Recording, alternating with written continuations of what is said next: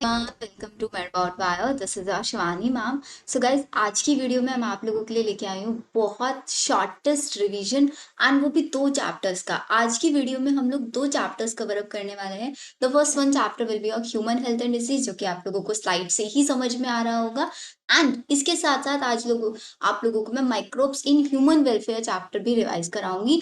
तो इस shortest video में आप लोगों को सिर्फ और सिर्फ क्या याद रखना है, आपको अपने नोट साथ में लेके बैठने हैं, प्लस आपकी एनसीईआरटी। जैसे मैं आप लोगों को हर एक वीडियो में बताती हूँ, जो जो चीजें मैं बता रही हूँ सिर्फ उसको ध्यान से सुनते चलना, आप लोगों को प्रॉपर रिवीजन हो जाएगा। एंड वीडियो को स्किप बिल्कुल नहीं करना, बिकॉज बहुत शॉर्टेस्ट रिवीजन है। एंड इन दोनों चैप्टर से मिला के अगर मैं बात करूँ, 7 से 8 या फिर कभी कभी 8 से 10 क्वेश्चन भी इन दोनों चैप्टर से आ जाता है। तो इन दोनों चैप्टर का वेटेज बहुत अच्छा है। एंड दोनों चैप्टर्स में ही हम जनरली बैक्टीरियाज, वायरस, फंजाई, इन सब के बारे में पढ़ते हैं। इसलिए इन दोनों चैप्टर्स को मैंने सोचा कि हम लोग साथ में रिवीजन कर लेते हैं। तो देखो बच्चा पार्टी, सबसे पहले हमें ये याद रखना है इसके अंदर कौन सी बैक्टीरियल डिसीज है, कौन सी वायरल, कौन सी प्रोटोजोन। तो डेटा आप लोगों के सामने है प्रॉपर, मेरे साथ साथ आप लोग याद करते हुए चलना है। बैक्टीरियल डिसीज कौन सी होती है बच्चों हमारे पास? टाइफाइड हो गया, निमोनिया हो गया, डाइसेंट्री, प्लाग एंड डिप्थीरिया। ये हमारे पास 5 बैक्टीरियल डिसीज है। Viral disease common cold, AIDS, protozoan malaria, amoebiasis, fungi, ringworm, helminths, ascariasis या फिर फाइलेरियसिस। तो ये हमारी डिजीज। अब डायरेक्ट यहाँ से मैच द फॉलोइंग में आ जाता है। आपको प्लेग के बारे में दे दे कि भाई प्लेग बताओ कौन सी डिसीज है, तो आपको पता होना चाहिए बैक्टीरियल डिसीज है। कॉमन कोल्ड वायरल डिसीज है। फिर नेक्स्ट आता है इनके एजेंट्स के ऊपर। एयरबॉर्न डिसीज, निमोनिया किसके थ्रू ट्रांसमिट होता है? एयर के थ्रू ये ट्रांसमिट होता है।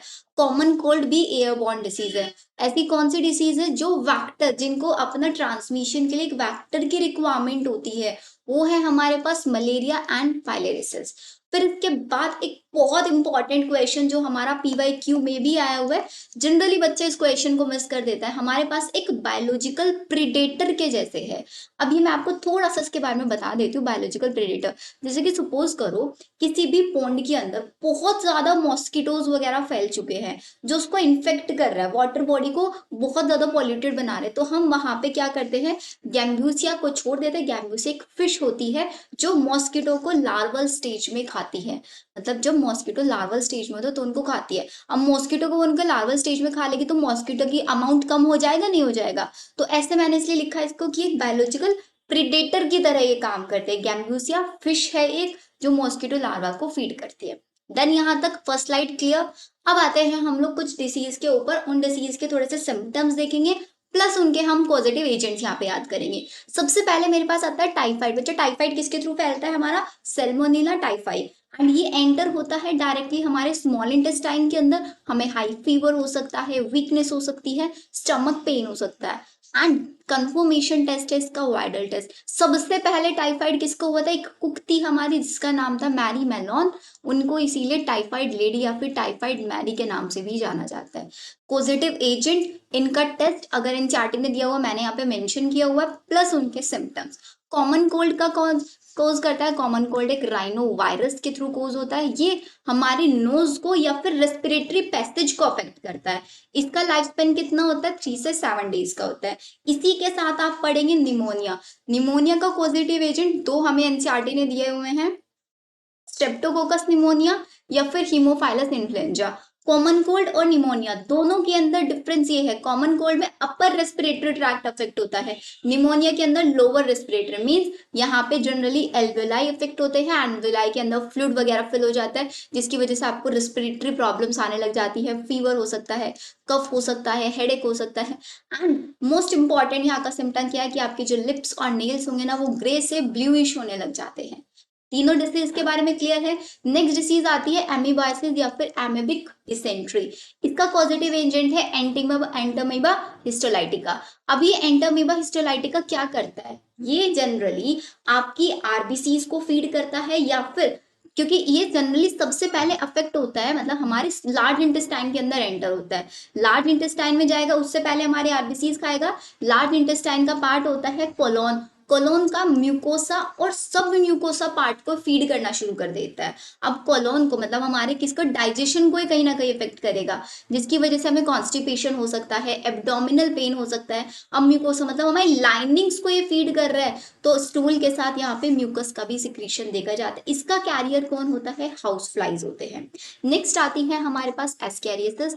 एस्केरिस या फिर राउंड वॉर्म के हम इसको बोल सकते हैं, इसके थ्रू ये आपका स्प्रेड होती है। एस्केरिस होती क्यों है, सपोज अगर हमने कोई भी ऐसा वाटर ड्रिंक कर लिया है ओपन एयर में रखा हुआ था जिसके अंदर आपके एस्केरिस के एग्स वगैरह प्रेजेंट थे, उसकी वजह से डिसीज हो जाता है। ये एक इंटेस्टाइनल पैरासाइट है जो इंटेस्टाइन के अंदर रहेगा, इंटेस्टाइन के अंदर रहेगा, आपका मस्कुलर पेन कोज कर सकता है, इंटरनल ब्लीडिंग, फीवर हो सकता है, एनीमिया हो सकता है। नेक्स्ट डिसीज आती है एलिफेंटाइसिस। एलिफेंटाइसिस याद रखना है, एलिफेंट जैसे इसके अंदर लोअर लिम्स हो जाते हैं या फिर जेनाइटल ऑर्गन्स हो जाते हैं, तो इसके अंदर सबसे ज्यादा क्या देखी जाती है, क्रॉनिक इन्फ्लामेशन। किसके थ्रू होता है, वाउचेरिया बैनक्रॉफ्टी के थ्रू होता है। तो कौन कौन सी disease, typhoid, Salmonella typhoid, pneumonia, Streptococcus pneumoniae, common cold, rhinovirus, amoebiasis, Entamoeba histolytica, ascariasis, Ascaris, elephantiasis, Wuchereria bancrofti, या फिर इसी को ही हम पायलेरियासिस भी बोल सकते हैं। डन सारी डिसीज, यही डिसीज हमारी एनसीईआरटी ने दी हुई है। नेक्स्ट आती है हमारी रिंग वॉर्म। रिंग वॉर्म किसके थ्रू होती है, फंजाई के थ्रू होती है। माइक्रोस्पोरम या फिर ट्राइकोफाइटोन या फिर एपिडर्मोफाइटोन। इसके अंदर क्या जनरली टॉवल्स वगैरह शेयर करने में, क्लोथ्स वगैरह शेयर करने में इन्फेक्टेड पर्सन के साथ, तब ये डिसीज हो जाती है। इसके अंदर आपका इंटेंस इचिंग होती है, ड्राई स्केली लेसेंस आपकी बॉडी सरफेस के ऊपर आ जाते हैं, एंड रिंगवर्म बहुत ज्यादा ग्रो करता है जितना ज्यादा उसको हीट एंड मॉइस्चर मिलता है। नेक्स्ट डिसीज आती है हमारे पास डिप्थीरिया। ये भी एक बैक्टीरियल डिजीज है बच्चों, एंड ये डिसीज कौन कोज करता है, कॉर्नी बैक्टीरियम डिप्थीरिया। ये क्या कोज करता है, आपका म्यूकस मेम्ब्रेन को अफेक्ट करता है, नोज और जनरली आपके थ्रोट को। ऐसा फील होता है कि जैसे आपको बहुत ज्यादा सफोकेटिंग फील हो रहा है, राइट। फिर नेक्स्ट डिसीज आती है हमारे पास मलेरिया। मलेरिया के बारे में तो सब अवेयर होंगे। मलेरिया किसके थ्रू होता है, प्लाज्मोडियम के थ्रू होता है। प्लाज्मोडियम की 3 स्पीसीज के बारे में हमें बताया गया है, प्लाज्मोडियम वाइविक्स, प्लाज्मोडियम मलेरिया, प्लाज्मोडियम फेल्सीफेरम, जिसमें हमारा प्लाज्मोडियम फेल्सीफेरम मोस्ट कॉमन है। अब प्लाज्मोडियम आपका इन्फेक्ट करता है ह्यूमंस को, तो ह्यूमंस हमारे पास एक होस्ट हो गए। इसके अलावा ये मॉस्किटो की बॉडी के अंदर रह रहा है। कौन मॉस्किटो है हमारे यहाँ पे, फीमेल एनोफिलीज मॉस्किटो। इसका मतलब मलेरिया को 2 होस्ट चाहिए, ह्यूमन एंड मॉस्किटो। ह्यूमन हमारा यहाँ पे कौन सा होस्ट होगा, सेकेंडरी या इंटरमीडिएट, दोनों होस्ट उसको बोल देता है। मॉस्किटो हमेशा प्राइमरी होस्ट होगा। आपका प्लाज्मोडियम किसी भी ह्यूमन को इन्फेक्ट करेगा, किस स्टेज में, स्पोरोजॉइड स्टेज के अंदर, मतलब ये इसकी इन्फेक्टिव स्टेज है। जैसे ही स्पोरोजॉइड स्टेज में ये किसी भी ह्यूमन की बॉडी के अंदर एंटर हुआ, सबसे पहले कहाँ पे जाएगा, आपके लीवर में जाएगा, लीवर में मल्टीप्लाई करेगा। तो मतलब कैसी फेज आएगी लीवर के अंदर, एसेक्सुअल फेज वहां पे देखने के लिए मिलेगी। लीवर के अंदर बहुत मल्टीप्लाई करेगा, अब उसको खाने के लिए भी कुछ ना कुछ चाहिएगा, किसको अफेक्ट करेगा, आपके आरबीसीज को अटैक करेगा। आरबीसीज को अटैक करेगा, उसके अंदर हीमोग्लोबिन जो होगा, हीमोग्लोबिन में से सारा ग्लोबिन वाला पार्ट वो खा लेगा, हीम को इकट्ठा कर देगा। हीम वाला पार्ट वहीं पे मिलके आपका हीमोजॉइन बना लेगा। हीमोजॉइन की वजह से ही मलेरिया के सिम्टम्स आने शुरू होते हैं, जैसे कि चिलनेस हो जाता है, हाई फीवर होता है, पीरियडिक हाई फीवर होता है, मतलब 2 से 3 दिन या 4 दिन या 2 दिन, इसके टाइम पीरियड में होता है ये। नेक्स्ट आता है चिकनगुनिया और डेंगू। डेंगू आपका क्या है, ये this is the types of fever जिसके अंदर डिफरेंट डिफरेंट टाइप के फीवर्स होते हैं, बट इनके पॉजिटिव एजेंट्स अलग होते हैं। इसके अंदर भी क्या होता है, आपका एड्स मॉस्किटो के थ्रू आपका फैलता है। तो क्वेश्चन आ सकता है बिकॉज एनसीईआरटी ने दिया हुआ है। तो पहली स्लाइड एंड सेकेंड स्लाइड दोनों की दोनों स्लाइड आई होप सबको क्लियर होगी। फिर इसके बाद आते हैं हमारा इम्यूनिटी पार्ट के बारे में एनसीईआरटी ने लिखा है। इम्यूनिटी 2 टाइप की होते हैं, innate immunity, acquired immunity. Innate immunity वो इम्यूनिटी होती है जो हम बाय बर्थ एक्वायर करते हैं, एक्वायर्ड जो हमारी आफ्टर बर्थ हमें मिलती है। अब बाय बर्थ हमें कोई चीज मिल रही है तो स्पेसिफिक नहीं होगा कि भाई हमें मलेरिया के लिए मिल रही है, मतलब बैक्टीरियल डिसीज के लिए मिल रही है, या वायरल के लिए, फंगस के लिए, भाई वो सब में काम करती है। इसका मतलब वो नॉन स्पेसिफिक होती है, लेकिन एक्वायर्ड वाली जो होती है स्पेसिफिक होती है। सपोज मैंने एक टाइप की इम्यूनिटी ली तो वो सिर्फ बैक्टीरिया के लिए काम करेगी, वायरस के लिए काम नहीं करेगी। नॉन स्पेसिफिक में मतलब इन्नेट इम्यूनिटी में 3 टाइप के बैरियर्स होते हैं, physical barrier, physiological, cellular and cytokine. Physical barrier, सबसे पहले मेरे को कौन बचा रहा है, मेरी बॉडी के अंदर कोई भी पैथोजन एंटर होने से सबसे पहले स्किन बचा रही है। सपोज स्किन के थ्रू एंटर भी हो गया तो हमारे ईयर्स के अंदर, नोज के अंदर म्यूकस प्रेजेंट होता है, जिस म्यूकस के अंदर वो पार्टिकल ट्रैप हो सकता है। फिर आता है फिजियोलॉजिकल बैरियर, जैसे कि हमारे स्टमक के अंदर HCl प्रेजेंट होता है, वो हमारे एंटीबैक्टीरियल एक्टिविटी दिखाता है। स्लाइवा होता है, टीयर्स होता है, टीयर्स के अंदर कौन सा एंजाइम होता है, लाइसोजाइम होता है, यूरिन होता है। ये सब फिजियोलॉजिकल बैरियर की तरह वर्क करता है। अब इसके बाद मेरी बॉडी के अंदर कुछ ऐसी सेल्स है, अगर कोई से बाहर से फॉरेन पार्टिकल आया उसको किल करने का काम करती है, जैसे कि न्यूट्रोफिल्स हो गए, मोनोसाइट्स हो गए, NK cells, macrophages and most important PMNL।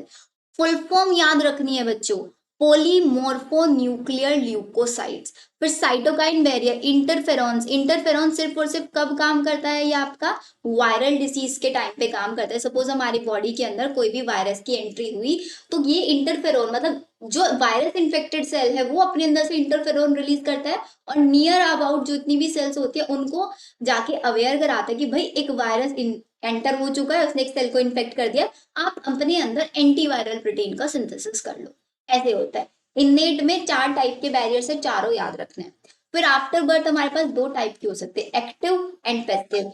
Active और पैसिव में मेजर डिफरेंस यही होता है, एक्टिव का मतलब होता है कि भाई हमारी बॉडी खुद से एंटीबॉडीज प्रोड्यूस करेगी, पैसिव में हम बाहर से एंटीबॉडीज लेंगे। एक्टिव में भी 2 टाइप आ गए, नेचुरल, मतलब नेचुरली मेरी बॉडी एंटीबॉडीज प्रोड्यूस कर रही है। सपोज मेरे को किसी चीज का इन्फेक्शन हुआ, उसके अगेंस्ट पहले फर्स्ट टाइम में हमेशा मैं इफेक्ट रहूंगी, फर्स्ट टाइम इन्फेक्शन हुआ, फिर सेकेंड टाइम में जैसे इन्फेक्शन होगा उसके अगेंस्ट मेरी बॉडी में एंटीबॉडीज बनने शुरू हो जाएंगे। तो इसके लिए ये क्या है, नेचुरल एक्टिव एक्वायर्ड इम्यूनिटी है, बिकॉज मेरी बॉडी ने को नेचुरली इन्फेक्शन हुआ एंड मैंने उसके अगेंस्ट एंटीबॉडीज बना ली अपनी बॉडी में। आर्टिफिशियल के अंदर ये होता है कि भाई हम उसको पहले से क्या करते हैं, आपका जो किल्ड बैक्टीरिया या फिर कोई भी किल्ड पैथोजन आपकी बॉडी के अंदर एंटर कराते हैं, जिसके अगेंस्ट आपकी बॉडी खुद से एंटीबॉडीज बनवाती है। आपकी बॉडी के अंदर कोई भी पैथोजन, कोई भी एंटीजन हम एंटर कराएंगे किल्ड फॉर्म में या इनएक्टिव फॉर्म में, फिर उसके अगेंस्ट मतलब आर्टिफिशियल इन्फेक्शन आपकी बॉडी में कराएंगे, उसके अगेंस्ट आपकी बॉडी एंटीबॉडीज बनाएगी, उसको बोलेंगे आर्टिफिशियल, क्योंकि आर्टिफिशियल इन्फेक्शन हुआ। एक्टिव, बॉडी ने इम्यूनिटी खुद से बनाई, एक्वायर्ड आफ्टर बर्थ हुआ। इसमें जनरली वैक्सीनेशन के अंदर यही होता है, कोई मेडिसिन नहीं होती, सिर्फ इनएक्टिवेटेड पैथोजेंस उसके अंदर होता है। टीटनस हो गया या फिर आपका पोलियो हो गया। फिर आता है पैसिव। पैसिव का मतलब बाहर से एंटीबॉडीज लेंगे। नेचुरली मेरी बॉडी के अंदर एंटीबॉडीज कहाँ से जाएगी, बाय मदर मिल्क, IgA, या फिर आपका यहाँ पे प्लेसेंटा के थ्रू भी एंटर होती है कौन सी एंटीबॉडी, IgG एंटीबॉडी। आर्टिफिशियली मेरी बॉडी को डॉक्टर क्या देंगे, एंटीबॉडीज देंगे। जैसे सपोज मेरे को स्नेक ने बाइट कर लिया, तो स्नेक बाइट के टाइम पर ये थोड़ी ना कि भाई मैं वेट करूंगी कि मेरी बॉडी के अंदर खुद से एंटीबॉडीज प्रोड्यूस हो उसके अगेंस्ट, तब तक तो मैं मर जाऊंगी ना। तो इसके लिए क्या करना पड़ेगा, इसके लिए उसको सेम टाइम पे हमें प्री फॉर्म्ड एंटीबॉडीज देनी पड़ेगी, जो कि आएगा हमारे आर्टिफिशियल पैसिव एक्वायर्ड इम्यूनिटी में, एंटीविनोम में हम इसका यूज करते हैं। टोटल मेरे पास 5 टाइप की एंटीबॉडी होती है। अब मैं बहुत ज्यादा एंटीबॉडी टर्म यूज करी। एंटीबॉडी सबको पता है कि एंटीबॉडी के अंदर क्या होती है, 2 हैवी चेन्स होती हैं, 2 लाइट चेन्स होती हैं, और उसके अंदर एक साइट होती है पैराटॉप साइट, जिसके ऊपर आके हमारा एंटीजन बाइंड करता है। एंटीजन के ऊपर होती है एपिटॉप साइट, एंटीबॉडी के ऊपर पैराटॉप साइट, एंटीजन के ऊपर एपिटॉप साइट। और हैवी चेन और लाइट चेन आपस में कनेक्टेड होती हैं डाइसल्फाइड लिंकेज के थ्रू। 5 टाइप की एंटीबॉडीज होती हैं। सबसे ज्यादा अमाउंट में मेरी बॉडी के अंदर IgG, फिर IgA, फिर IgM, देन IgD एंड सबसे कम अमाउंट में IgE। IgE याद रखना है बच्चों, एलर्जी फॉर्म में हम इसको यूज करते हैं। IgD बी लिम्फोसाइट बनाने में हेल्प करती है। IgM आपका हेवीएस्ट एंटीबॉडी है। IgA कोलेस्ट्रॉल मदर मिल्क से मिल रही है, IgG मेरे को प्लेसेंटा से मिल रही है। यहां तक क्लियर है सबको। फिर इसके बाद आता है कि भाई इम्यूनिटी 2 टाइप की हो सकती है, humoral immunity, cell mediated. Humoral मतलब जो मेरी बॉडी फ्लूइड्स के अंदर प्रेजेंट है। 2 टाइप के सेल्स होते हैं, B lymphocyte, T lymphocyte. B मतलब बोन मैरो, टी मतलब थाइमस। बोन मैरो के अंदर आपका बी और टी दोनों टाइप के लिम्फोसाइट्स बनेंगे। फिर थाइमस के अंदर सिर्फ टी लिम्फोसाइट जाएगा और वहां जाके मेच्योर होगा, इसलिए उसका नाम टी लिम्फोसाइट। बनते दोनों बोन मैरो के अंदर है। इन दोनों का काम होता है सिर्फ एंटीबॉडीज को प्रोड्यूस कराना। फिर सेल मेडिएटेड के अंदर आता है कि भाई हमारी सिर्फ टी लिम्फोसाइट वर्क करता है वहां पे, सेल मेडिएटेड इम्यूनिटी, CMI ही भी इसको बोलते हैं। टी लिम्फोसाइट का काम कोई एंटीबॉडी बनाना नहीं होता, सिर्फ वो डी लिम्फोसाइट को हेल्प करती है कि भाई ज्यादा से ज्यादा अमाउंट में एंटीबॉडीज बनवाओ। एंड अगर आप लोगों ने कोई ऑर्गन ट्रांसप्लांटेशन करा लिया है, विदाउट एनी, आपने ब्लड डोनर चेक नहीं किया कि किस डोनर से आप उसका आपका एमएचसी भी मैच कर रहा है या नहीं कर रहा है, बिना इन सब कंसर्न्स को चेक किए अगर आपने ऑर्गन ट्रांसप्लांट करा लिया है तो आपका सीएमआई आपके उस ऑर्गन को रिजेक्ट कर सकता है, या फिर टिश्यू ग्राफ्टेशन में भी यही होता है। तो ये सारी चीजें आप लोगों को याद रखनी है यहाँ पे। क्लियर? आगे आ जाओ। फिर इसके बाद हमने देखा कि भाई एंटीजन कैसे वर्क करता है। वो किसी भी ह्यूमन बॉडी के अंदर एंटर करेगा, हमारे बी लिम्फोसाइट एक्टिव हो जाएंगे, अपने अंदर से दो सेल्स प्रोड्यूस करेंगे, प्लाज्मा सेल्स। जब मेरी बॉडी के अंदर फर्स्ट टाइम कोई भी बैक्टीरिया, कोई भी एंटीजन मेरी बॉडी के अंदर आया, मतलब फर्स्ट अटैक जब हुआ मेरी बॉडी के अंदर, तो उसके अगेंस्ट एंटीबॉडीज बनेंगे, एंटीबॉडी उसको किल कर देंगे, फर्स्ट टाइम मेरे को इन्फेक्शन भी हो जाएगा। फिर जब सेकेंड टाइम हमारी बॉडी के अंदर सेम पैथोजन एनकाउंटर करेगा, फर्स्ट एनकाउंटर में एंटीबॉडीज बने हमारे, सेकेंड एनकाउंटर के अंदर आपका क्या हो जाता है बच्चों, सेकेंड एनकाउंटर में हमारी मेमोरी सेल्स प्रोड्यूस होती हैं एंड वो सेकेंडरी इम्यून रिस्पॉन्स प्रोड्यूस करती है। सेकेंडरी इम्यून, इसी को हम एनामनेस्टिक इफेक्ट भी बोलते हैं, एनामनेस्टिक इफेक्ट, जो कि बहुत ज्यादा एग्रेसिव नेचर का होता है as compared to the first effect. Clear? हमारे पास दो टाइप के लिम्फोइड्स ऑर्गन होते हैं, primary lymphoid organ, secondary lymphoid organ. Primary lymphoid organ दो होते हैं, बोन मैरो जिसके अंदर बी लिम्फोसाइट टी लिम्फोसाइट दोनों बने थे, थाइमस के अंदर जाके सिर्फ टी लिम्फोसाइट मैच्योर हुए थे। थाइमस कहाँ पे, हर्ट के पास प्रेजेंट होता है, बीनीथ चेस्ट बोन। एनसीईआरटी ने लिखा हुआ तो एक एक डेटा आपको याद होना चाहिए। प्राइमरी लिम्फोइड ऑर्गन के अंदर काम क्या होता है, मैच्योरेशन एंड डिफरेंशिएशन होता है बी लिम्फोसाइट और टी लिम्फोसाइट का। फिर ये अपना फंक्शनिंग, मतलब किसी एंटीजन के साथ इंटरेक्ट करेंगे पैराटॉप एपिटॉप साइट्स के थ्रू, वो फंक्शनिंग होता है सेकेंडरी लिम्फोइड ऑर्गन के अंदर, जिसमें है spleen, tonsils, pairs patches and appendix. ये क्या है, this is the site of interaction. ठीक है, इसके साथ साथ यहाँ पे लिम्फोइड नोड्स भी आ जाते हैं। ऐसे ही एक लिम्फोइड टिश्यू हमारा एनसीईआरटी ने लिखा MALT, जिसका नाम है मिकोसल एसोसिएटेड लिम्फोइड टिश्यू। इसका क्या कंट्रीब्यूशन है भाई, ये हमारे जितनी भी जैसे कि डाइजेस्टिव ट्रैक्ट होगा, यूराइनल ट्रैक्ट होगा, रेस्पिरेटरी, उसको लाइनिंग करके रखता है, लाइनिंग दे मतलब प्रोटेक्शन देने का काम करता है ये। तो ये जनरली हमारा अगर हम पूरा लिम्फोइड टिश्यू देख रहे हैं तो 50% MALT ही होता है, उसके अलावा जितने बच गए पेयर्स पैचेस टॉन्सिल्स अपेंडिक्स ये सब होता है। फिर स्प्लीन के बारे में हमारी एनसीईआरटी लिखते हैं कि भाई spleen is the reservoir of RBC, RBC का रिजर्वोयर है एंड बहुत लार्ज साइज होता है एंड बीन शेप होता है। इसके अलावा थाइमस, हमें पता है जब हम छोटे बच्चे होते हैं थाइमस का साइज बड़ा होता है, जैसे जैसे हम बड़े होते चले जाते हैं थाइमस का साइज रिड्यूस होता चला जाता है। नेक्स्ट आता है मेरे पास ऑटो इम्यून डिसीज क्या होती है। ऑटो इम्यून डिसीज वो डिसीज होती है जिसमें बॉडी अपनी खुद की सेल्फ सेल्स को अटैक करती है, मतलब आपकी फॉरेन सेल्स और हमारी बॉडी की जो सेल्स है उन दोनों के बीच में डिफ्रेंशिएट नहीं कर पा रही है, तो हमारी खुद की सेल्स को अटैक करना शुरू कर देते हैं उन्हीं को फॉरेन समझ के। Example, rheumatoid arthritis. ठीक है, फिर इसके बाद एनसीईआरटी ने एक चीज लिखा है कि भाई रिकॉम्बिनेंट डीएनए टेक्नोलॉजी के थ्रू कौन सी वैक्सीन बनाई गई थी। पहली एक वैक्सीन बनाई गई थी हेपेटाइटिस बी के लिए वैक्सीन, जिसको हमने ईस्ट से बनवाया था, ये भी बहुत ज्यादा इंपॉर्टेंट है, इसके ऊपर भी क्वेश्चन आया हुआ है।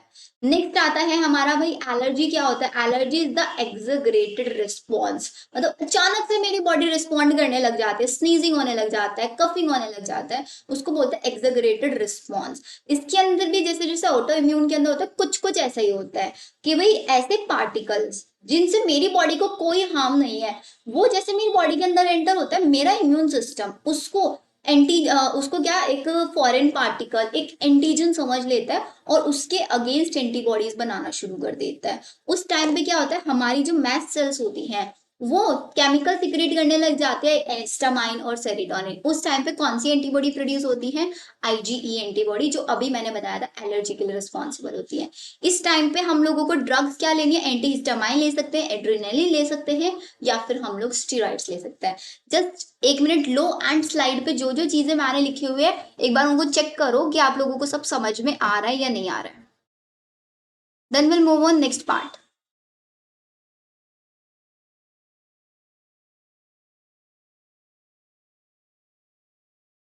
हो गया, चलो आगे। फिर आता है बच्चों हमारे पास AIDS, acquired immunodeficiency syndrome. पहली चीज ये सबसे पहले रिपोर्ट किया गया था 1981 में। किसके थ्रू होता है ये? आपका एचआईवी के थ्रू होता है। HIV is the group of virus, retrovirus का ये ग्रुप है एचआईवी। ठीक है, किस किस को अफेक्ट करता है? आपकी मैक्रोफेजेस को अफेक्ट करता है, देन आपकी टी लिम्फोसाइट का काउंट बहुत ज्यादा कम कर देता है, जिसकी वजह से आपको कोई छोटा सा भी इंफेक्शन होता है, कोई छोटी सी भी वायरल डिसीज या कुछ भी बहुत जल्दी हो जाता है। मीन्स आपका पूरा इम्यून सिस्टम यहाँ पे अफेक्ट होता चला जाता है।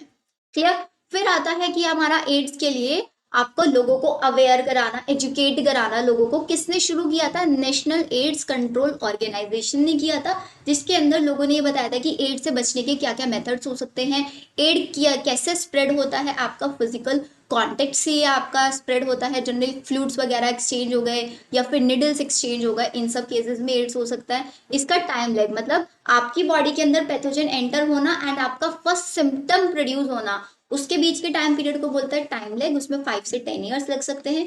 इसका ट्रीटमेंट होता है एंटी रेट्रोवायरल ड्रग्स हम इसे ले सकते हैं, लेकिन ये लेस टाइम के लिए इफेक्टिव होता है, लॉन्गर पीरियड के लिए इफेक्टिव नहीं होता है। ये सारा इंपॉर्टेंट डेटा आप लोगों को एड्स के बारे में याद रखना है। नेक्स्ट हम लोग चलते हैं हमारे कैंसर पे। कैंसर में हम लोगों को पता है कैंसर कोई डिसीज नहीं होता। हमारी जितनी भी बॉडी के अंदर सेल्स है, हर एक सेल के अंदर एक पावर होती है जिसको हम बोलते हैं कांटेक्ट इनहिबिशन। मतलब एक सेल है, उसके साइड में जो दूसरी सेल है, तो वो कांटेक्ट में इनहिबिट करेगी दूसरी सेल को, कि भाई जो दूसरी वाली सेल है वो अनकंट्रोल्ड ग्रोथ ना दिखाए। क्यों अनकंट्रोल्ड ग्रोथ ना दिखाए? बिकॉज उसके कांटेक्ट में ऑलरेडी दूसरी सेल है, उसके पास इतना ज्यादा स्पेस नहीं है कि वो ओवर ग्रोथ करने लग जाए। इसको बोलते हैं कांटेक्ट इनहिबिशन। जब एक सेल दूसरे सेल के कांटेक्ट में होती है, एक दूसरे को इनहिबिट करती है अनकंट्रोल्ड ग्रोथ कराने से। लेकिन जब हमारी ये सेल्स इस एबिलिटी को लॉस कर देती है, किसकी वजह से करती है? कार्सिनोजेंस की वजह से। कुछ कैंसर कोजिंग एजेंट्स ऐसे होते हैं जो सेल्स के कांटेक्ट इनहिबिशन को लॉस्ट करा देते हैं। उसकी वजह से जो सेल है वो क्या करने लग जाएगी? ये कांटेक्ट इनहिबिशन सेल की अनकंट्रोल्ड ग्रोथ रोक रहा था, लेकिन कांटेक्ट इनहिबिशन गया, सेल की अनकंट्रोल ग्रोथ होनी शुरू हो गई। तो मतलब हमारी सेल्स कैसी बन गई? कैंसरस सेल्स बन गई, जिसमें सेल्स का एक बहुत बड़ा मास बन जाता है, जिसको हम बोलते हैं ट्यूमर। ट्यूमर दो टाइप से हो सकते हैं। बेनिग्न ट्यूमर जो एक ऑर्गन से दूसरे ऑर्गन में नहीं स्प्रेड होगा, ये लेस हार्मफुल होते हैं। मैलिग्नेंट ट्यूमर में क्या होगा? ये स्प्रेड होगा ऑर्गन टू ऑर्गन, ब्लड के थ्रू जनरली स्प्रेड होता है, and this process is known as metastasis. Cancer causing virus, ऐसे वायरस जो कैंसर कोज करता है उनको बोलते हैं ऑन्कोजेनिक वायरस। और उन वायरस के अंदर जो जीन है रिस्पॉन्सिबल है कैंसर के लिए, उसको बोलता है ऑन्कोजीन। ठीक है, अगर हमें कैंसर को डिटेक्ट करना है तो उसके लिए हमें बायोप्सी या फिर हिस्टोपैथोलॉजिकल स्टडीज करानी होंगी। सीटी स्कैन करा सकते हैं, जिसके अंदर हम लोग एक्सरेज यूज करते हैं, या रेडियोग्राफी के through. MRI, magnetic resonance imaging, जिसके अंदर मैग्नेटिक फील्ड या नॉन आयनाइजिंग रेडिएशंस का यूज किया जाता है। अगर मेरे को किसी लिविंग टिश्यू के अंदर देखना है कि भाई वो कैंसरस हो रहा है नहीं हो रहा है, कैंसर है उसके अंदर या नहीं है, ये मेरे पास डिटेक्शन मेथड है। फिर आता है मेरे पास ट्रीटमेंट। ट्रीटमेंट के लिए सबको पता है हम लोग सर्जरी करा सकते हैं, रेडिएशन थेरेपी हो सकता है। रेडिएशन थेरेपी में जनरली क्या किया जाता है? ट्यूमर सेल के जो आसपास वाली सेल्स है उनका ध्यान रखा जाता है कि आसपास वाली जो सेल्स है वो कैंसरस ना बन जाए। कीमोथेरेपी होता है, जिसके अंदर हम केमिकल्स वगैरह के थ्रू कैंसर सेल्स को किल करा सकते हैं। इसके अलावा हम अपने इम्यून सिस्टम को एक्टिवेट करा सकते हैं कि हमारा इम्यून सिस्टम और ज्यादा एक्टिवेट हो जाए, कैंसर सेल्स को खुद ही किल कर दे। उसको हम बोलते हैं अल्फा इंटरफेरोन्स के थ्रू हम अपने इम्यून सिस्टम को एक्टिवेट करा सकते हैं। This is all about our cancer. फिर आता है हमारे पास बच्चों को मोस्ट डिफिकल्ट पार्ट जो लगता है यहाँ पे, विच वन इज आपका ड्रग्स। तो देखो, अब ड्रग्स भी ना मैं आप लोगों को बहुत शॉर्ट में बता देती हूँ बच्चों। ड्रग्स में क्या है? जनरली हमारे पास चार टाइप के, तीन टाइप की जनरली ड्रग्स पढ़नी है। सबसे पहले आते हैं ओपॉइड्स। ओपॉइड्स के रिसेप्टर कहाँ पे? मतलब सबसे पहले में बात तो करनी है कि भाई ये ड्रग है, ठीक है, इसका हमारी बॉडी के अंदर रिसेप्टर कहाँ पे, कहाँ से मुझको ये मिल रही है और क्या काम कर रही है। ठीक है, तो ओपॉइड्स का रिसेप्टर है हमारा central nervous system and gastrointestinal tract. ऑफवर्ड को हम कैसे लिखते हैं? एच एम पापा। ऐसे याद रखना, एच एम पापा मतलब हम पापा। हम पापा के साथ कहीं जाएंगे या फिर ओपी जाएंगे, या जैसे सीपी सीपी जाएंगे, ऐसे याद है, ओपी या सीपी। हम पापा के साथ सीपी मतलब ओपी। हम मतलब होता है heroin. Heroin is also known as smack. उसका केमिकल फॉर्मूला क्या है? Die acetyl morphine. हीरोइन को कैसे हम प्राप्त करेंगे, कैसे हम उसको प्रोड्यूस करेंगे? By the acetylation of morphine, बहुत क्वेश्चन आता है।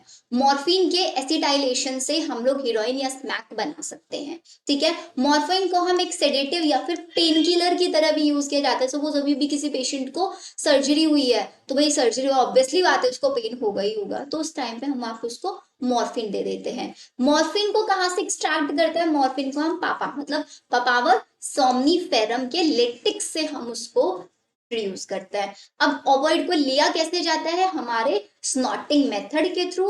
ये हमारे इसके रिसेप्टर सेंट्रल नर्वस सिस्टम और गैस्ट्रोइंटेस्टाइनल ट्रैक्ट पे होंगे।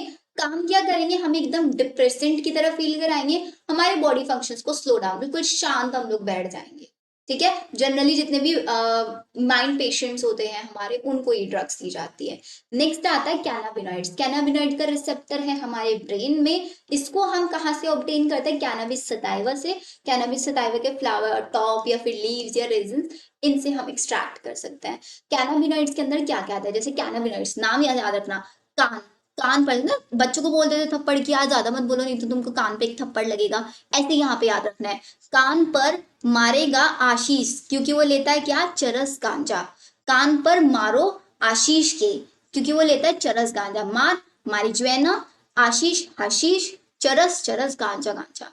इनको हम कैसे? रिसेप्टर ब्रेन में है, लेते कैसे हैं? इनहेलेशन या फिर आपका ऑरल इंजेक्शन के थ्रू डायरेक्टली। इफेक्ट कहाँ पे करते हैं? आपके कार्डियोवेस्कुलर सिस्टम को ये अफेक्ट करते हैं। ये हुआ ओपॉइड्स एंड कैनाबिनॉइड। याद रखना है, हम पापा के साथ ओपी जाएंगे तो सीपी जाएंगे। हम heroin smack diacetyl morphine, M morphine acetylation से मिलेगा हीरोइन, पापा पपावर सेमनीफेरम। क्लियर यहाँ तक? चलो, फिर आता है मेरे पास कोका एल्कलॉइड, जिसको हम कोकीन, कोक या क्रैक, इन सब डिफरेंट डिफरेंट नेम से बुलाते हैं। कहाँ से ऑब्टेन करेंगे? इसको हम ऑब्टेन करते हैं एरिथ्रोजाइलम कोका से, जो कि एक नेटिव है साउथ अमेरिका का। कोका डोपा, नाम सुनने में एक साल लग रहा है। कोका डोपा, डोपामाइन एक न्यूरोट्रांसमीटर है या नहीं है हमारे सबके बॉडी के अंदर? तो ये क्या करता है? डोपामाइन के काम में इंटरफेयर करता है कि भाई डोपामाइन को निकलना है, न्यूरोट्रांसमीटर की तरह वर्क करेगा, उसके ट्रांसपोर्ट में इंटरफेयर कर देता है कोका। सिर्फ क्योंकि ये हमारा एक्ट करता है किसके ऊपर? सेंट्रल नर्वस सिस्टम के अंदर। सेंस ऑफ यूफोर्बिया, यूफोर्बिया मतलब अपने ही भ्रम में जीना, और आपकी बहुत ज्यादा एनर्जी को इंक्रीज कर देगा। एनर्जी इंक्रीज कर रहा है तो इसको सबसे ज्यादा यूज कौन करेंगे? स्पॉट पर्सन यूज करने वाले हैं। इसके अलावा हेल्यूसिनेशंस भी हमारे पास कराने वाले कुछ प्लांट्स होते हैं। हेल्यूसिनेटिंग प्लांट्स हम जिसको बोलते हैं, हेल्यूसिनेटिंग प्लांट। दो एग्जाम्पल याद रखना है, HBD, एच मतलब हेल्यूसिनेटिंग प्लांट्स, एच जैसे होता है शॉर्ट में लिख देता है happy birthday, H B D to you, या फिर HBD किसी का भी नाम लिख दो आगे। तो एच मतलब hallucinating plant, B for belladonna, Atropa belladonna इसका पूरा नाम है, एंड डी फॉर आपका धतूरा। स्पोर्ट पर्सन जनरली इसको याद करते हैं।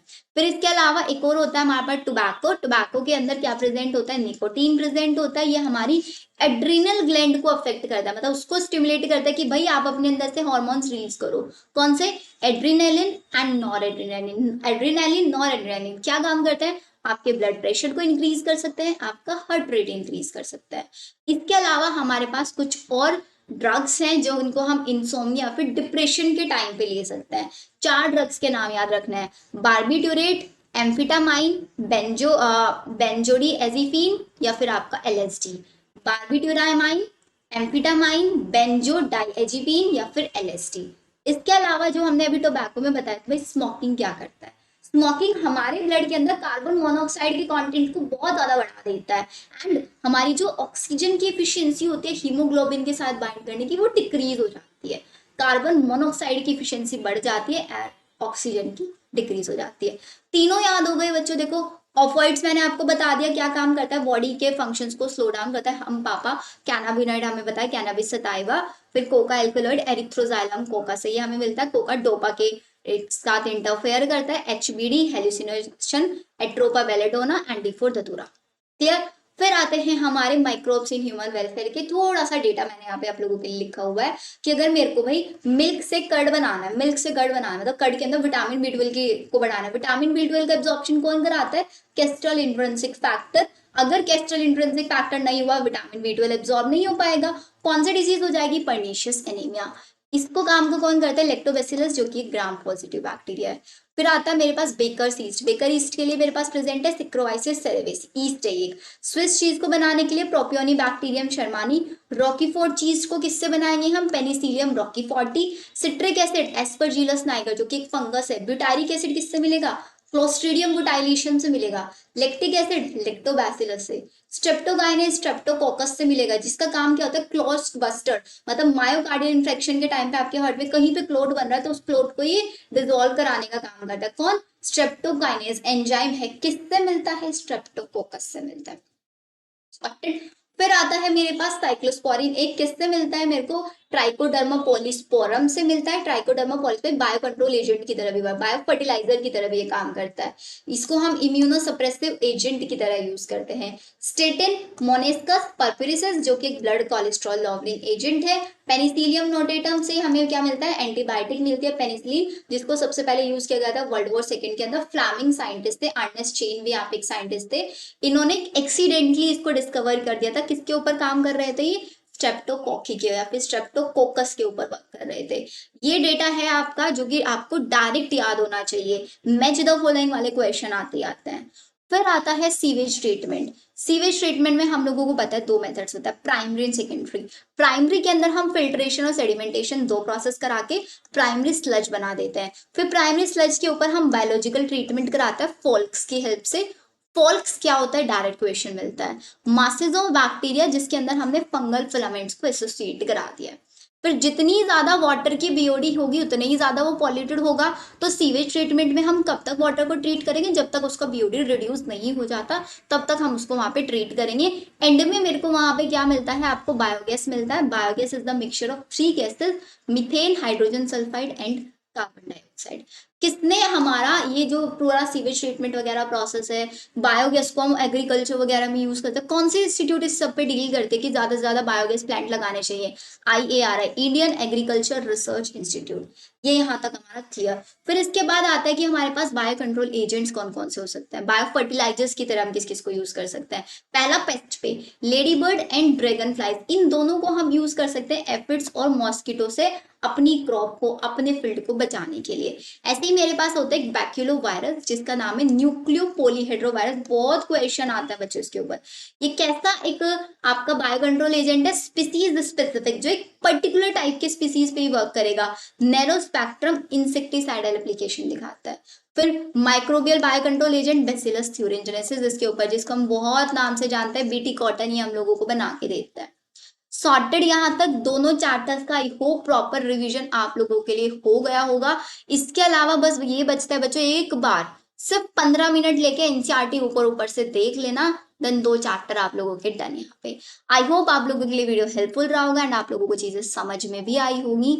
तो अब बच्चों आप अपना प्रॉपर रिवीजन रखो। अब मैं सजेस्ट करूंगी इसके बाद एक बार बायोटेक रिवाइज कर लो, रिप्रोडक्शन यूनिट रिवाइज कर लो। ऐसे ही धीरे धीरे चैप्टर्स को रिवाइज करते खुद आप, कुछ चैप्टर आप खुद से करना, कुछ चैप्टर्स रिवाइज कराने में मैं आपकी हेल्प करूंगी। अब अगर वीडियो पसंद भी आया है तो वीडियो लाइक कर देना एंड प्लीज शेयर करना with all your NEET aspirants, जितने भी आपके कांटेक्ट में फ्रेंड्स हैं जो आपका नीट के लिए प्रिपेयर करें, सो दैट उनका भी एक प्रॉपर रिविजन हो पाए। So will see you in the next video. Bye bye.